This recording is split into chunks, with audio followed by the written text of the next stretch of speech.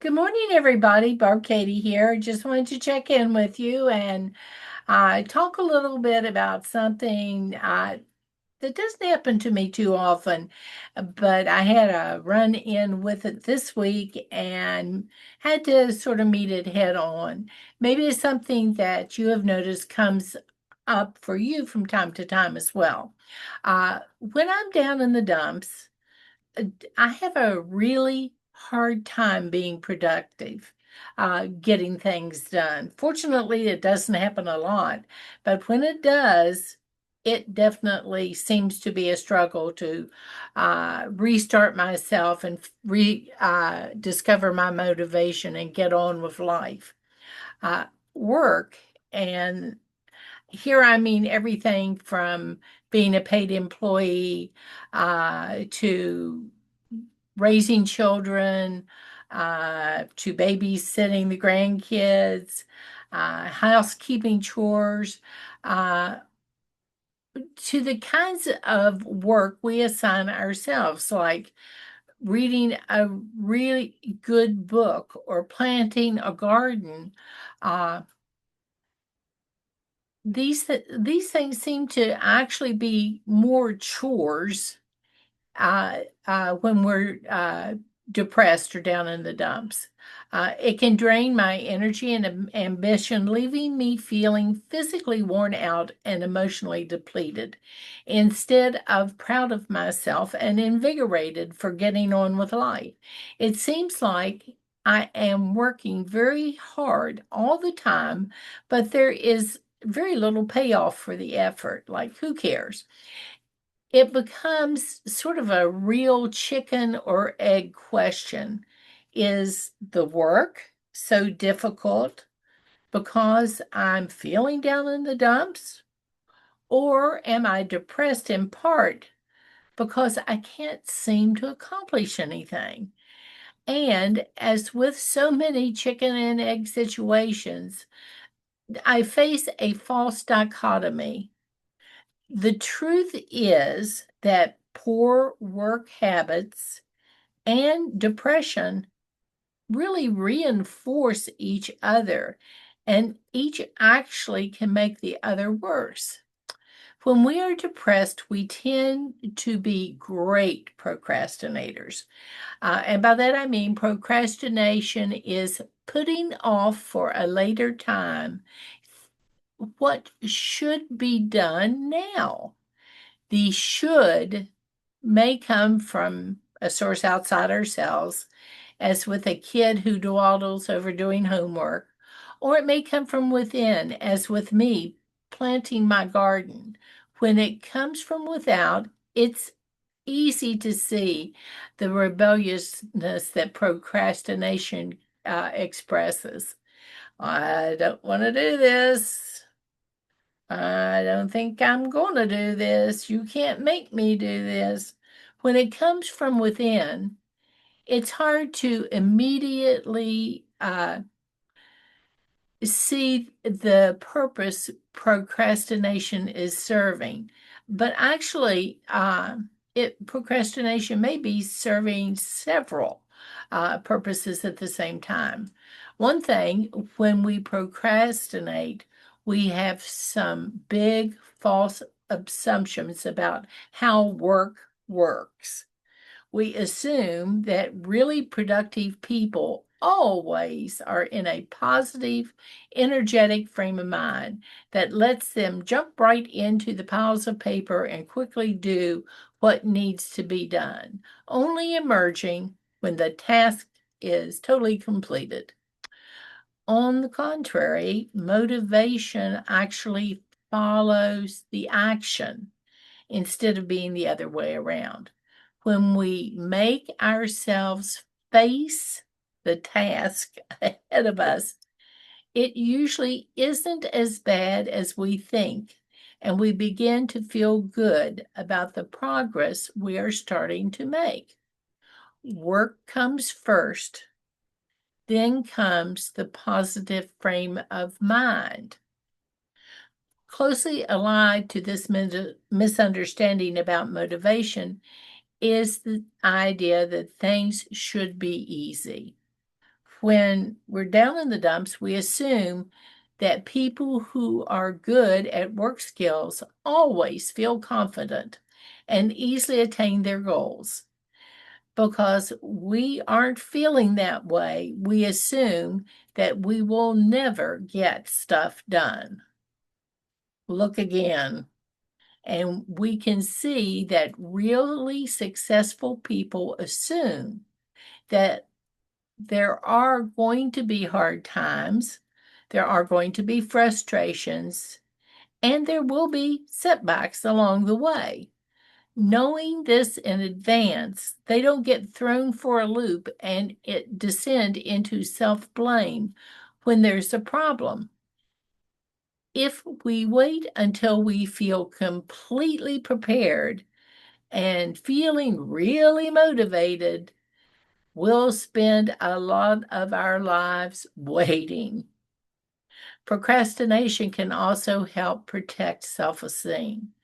We can always tell ourselves we could have done it better if. The paradigm of that college term paper, rushed together in a furious all-nighter, is an example. The student protects himself from the risk of exposing his best work by never having the time to do it right. This allows him to protect his fantasies of being special and uniquely gifted. Oh, I would have aced it if I'd only had the time.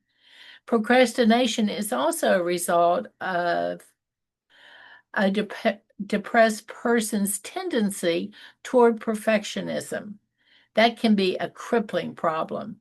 Research has shown that the more perfectionistic a depressed person is, the worse are his chances of recovery. Trying so hard to make every single little piece of a project perfect, we doom ourselves to disappointment and frustration. I don't know of many examples of pure perfection that I have come across. Maybe you do, but everything always seems to have a beautiful little flaw that makes it even more unique and special. There's a simple process called chaining that sometimes can help us with this. Uh, it sort of makes one event dependent on another event being accomplished first. You can make chains, just like you would make daisy chains, link things together as you want them to transpire to get a lot of work done. If I wanted to play a game on the computer, I can start a chain that says I'm going to let that game be my reward for first going through this pile of outdated magazines stacked here beside the chair that I've been promising myself I would get to for the last 6 months. Sound familiar? As I go through this pile of magazines, I find there's one I really need to renew the subscription on because I enjoy it. So now I've created a chain. I have to renew that subscription before I can play the game. Renewing that subscription reminded me that I have a stack of unpaid bills nagging at me on the desk. Maybe I can't get the bills all paid, but I can take 20 minutes to get them organized and make a commitment to myself to pay them tomorrow and get it off of my plate. Another chain. Now I can go play my computer game feeling like I'm a little less overwhelmed by events and a little more deserving of some time to goof off. And there's nothing wrong with goofing off from time to time. As you get used to this practice of chaining, you'll find your chains get longer and longer without getting burdensome and making you basically just ignore them and to get them out of your way. Uh, that's a technique I have found actually works really well for me. Uh, Finally, and I am Irish, so I can attest to this, there's the Irish way of overcoming procrastination. Confronting a wall too high to climb, the Irishman just throws his hat over the wall. Well, now he must find a way over the wall. Uh, if he wants his hat back, if I have to paint a room, I'd probably be better off to get the paint, set it in the room, and get things ready to start the first coat just as soon as I can, which will disrupt the entire household in the process. That way, I'm fully committed and have to finish quickly in order to go on with my daily life. It's that same type of mentality, if you can't go over, if you can't go under it, you can't go around it, maybe you just need to go in through the door and have at it. Controlling procrastinations is like controlling how much we eat or how frequently we exercise or what we eat or the type of exercise we choose. Uh, it's impossible for us to never procrastinate. At some point in time, we will just feel like not doing it. For one thing, often it's not clear which of two is the more important activity to pursue. Is it more important to study for that kid to study for the exam right now, or to eat dinner and then study, or eat dinner, take out the garbage, walk the dog, call a friend, check Facebook, and then study? Uh, but procrastination is a habit that can gradually be replaced by the habit of not putting things off.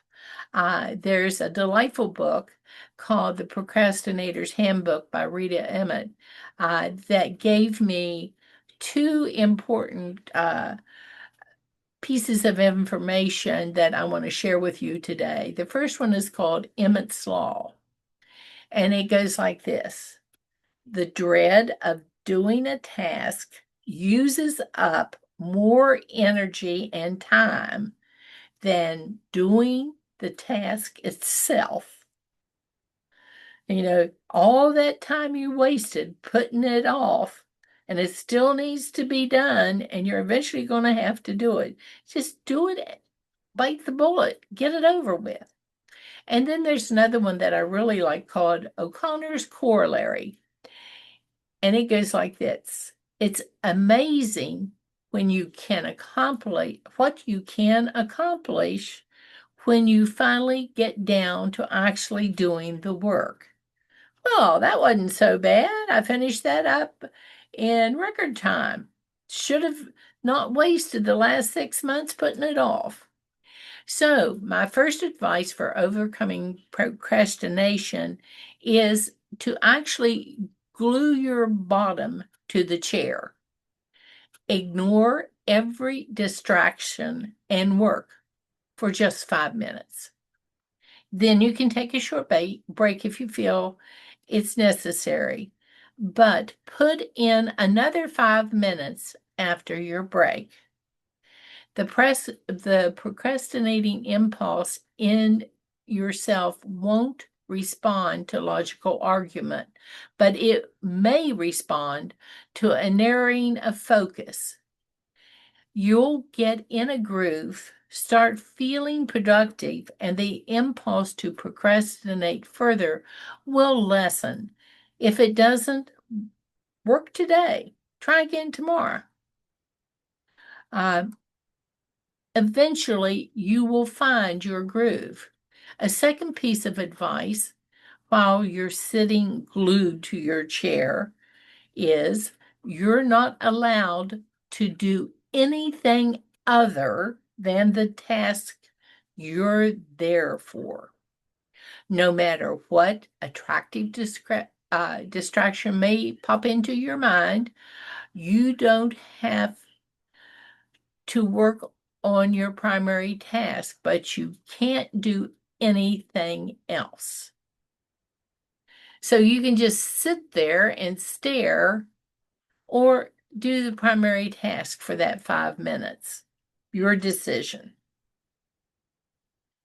This can be absolute torture, but it's great for mental discipline. You'll quickly see how easily distracted you are, but you're forced to develop the willpower to withstand that temptation.